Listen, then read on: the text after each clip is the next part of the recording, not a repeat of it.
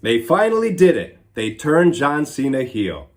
And I gotta say, this was a great decision on WWE's part because although WWE's business is booming, and it has been for the past 2 to 3 years, although they've had good storytelling, that doesn't mean the stories were particularly interesting.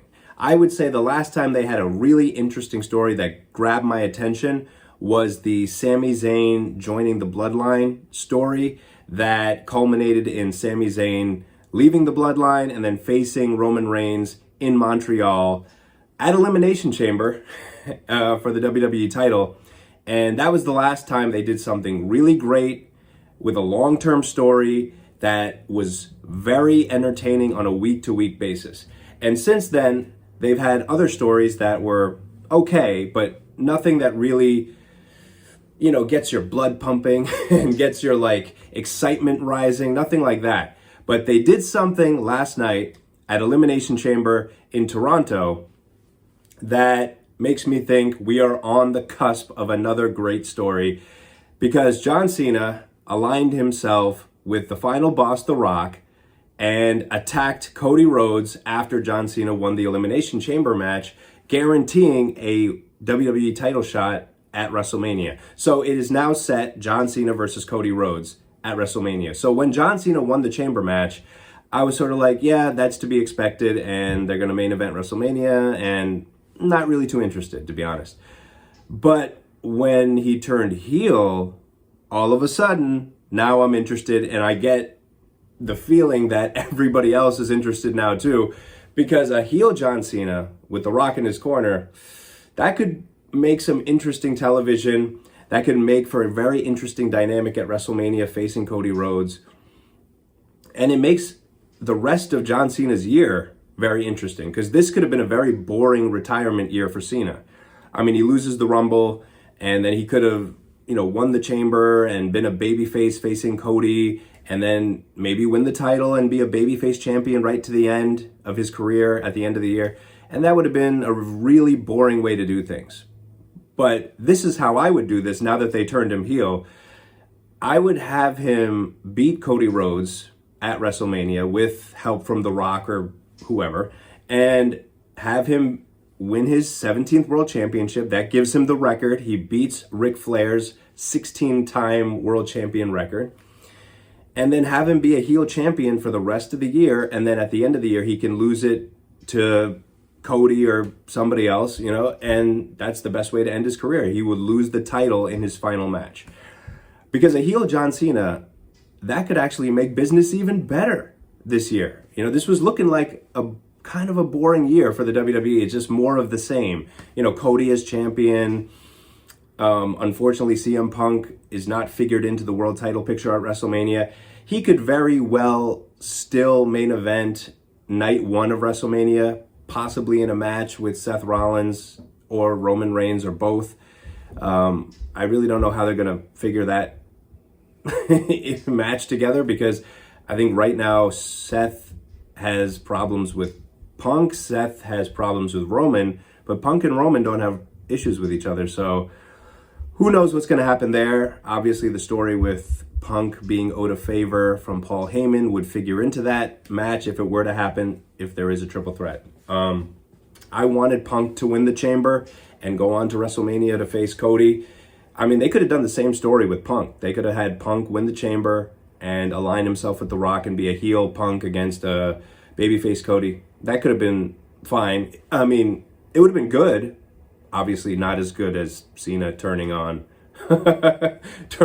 Cody there. I mean, that's monumental stuff. That's like historical stuff, because Cena hasn't been a heel in more than 20 years. And we've all been waiting for it. And we're finally going to get to see it. And I'm happy for John Cena, too, because he gets to show his stuff as a heel. For people who never got to see it, it will be a new chapter for him. Because think about all these years he's been waiting to be a heel. And all this experience he's gotten from acting in movies and stuff, we're going to see it on display throughout this year, I'm guessing. So this is great stuff. I'm hoping John Cena wins the title from Cody at WrestleMania and has some matches with like CM Punk. That would be one. Maybe, I mean, he doesn't really have to have another match with The Rock, I guess. I mean, that could happen down the road if Cena turns on The Rock. I fully expect, even though there's going to be a match between Cena and Cody at WrestleMania, there's probably going to be a rematch somewhere down the line. There's definitely other matches I could see, but Cena's already faced some of these people that are like at the top level already. You know, he's faced Roman Reigns before, not that long ago, you know, a couple years ago. And do we really need to see Cena and Roman Reigns again? Well, I guess the dynamic changes because Cena's a heel. I mean, that changes everything. I mean, a heel Cena versus a babyface Roman, that's interesting. A heel Cena versus a babyface Punk, that's interesting. I would like to see Cena and Seth Rollins, but Rollins is a heel now, so maybe we won't see that. Anyway, I think WrestleMania just got interesting because, you know, it wasn't going to be that interesting. There was really nothing really fascinating to look forward to. I mean, we have Charlotte Flair versus Tiffany Stratton. I mean, that might be a good match, but I mean, it's not like groundbreaking stuff. We're going to see Bianca Belair versus Rhea Ripley. Again, probably going to be a good match, but nothing particularly groundbreaking there. We might see Jade Cargill versus Naomi. We might see Kevin Owens versus Randy Orton. But again, this is just like ho-hum stuff. And WWE can afford to do that because people will watch whatever they put out. But for somebody like me, I don't actually sit down and watch something unless it really interests me. I mean, the last time I was watching like everything from a TV show that the WWE put on was when they were doing that Sami Zayn Bloodline stuff, because that was so good. That was must-see TV. It is very rare that WWE has must-see TV. I mean, the last time they really had must-see TV was like Attitude Era. That was like every week you had to see what they were going to do because it was so amazing. It was so entertaining. It was like car crash TV. It was like you didn't know what was going to happen. There was shock value and cliffhangers and so much unpredictability. I mean, that was like the Sami Zayn Bloodline story was like, you didn't really know what was going to happen on a weekly basis. And you kind of thought maybe one day Sami would fight for the title, but you know, it was never guaranteed until it finally happened. That's how you do it. You know, telling a story is not enough. It's got to be a good story with twists and turns, and it's got to keep your attention. For example, like AEW right now, some people might say that AEW storytelling has improved because they do longer term stories, but having a story, yes, that's step one, but it's got to be a good story. It's not enough to just have a story. Like AEW is doing this Death Riders thing with Jon Moxley. You know, Jon Moxley has taken over like the company and he's the world champion and he keeps the world title in a briefcase and he has this like cult that surrounds him of randomly chosen wrestlers, Marina Shafir, Wheeler Yuta, Pac. I'm probably missing somebody, but it's just like, okay, yes, you made a story, but it's not a good story.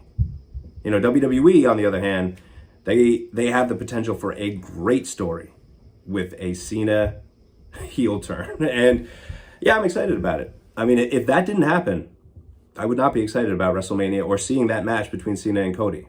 But I think everybody's going to be glued in to their seats watching what Cena does over the next however many weeks leading up to WrestleMania and then the WrestleMania match itself. And if he wins the title, that could take this to the next level. And that's what I expect to happen. You heard it here first. I think Cena's going to win the title at WrestleMania as a heel. He's never been a heel world champion. We've never seen that from John Cena. And I think we're about to see it. So strap on your seatbelts and let's enjoy the ride. Thank you for watching.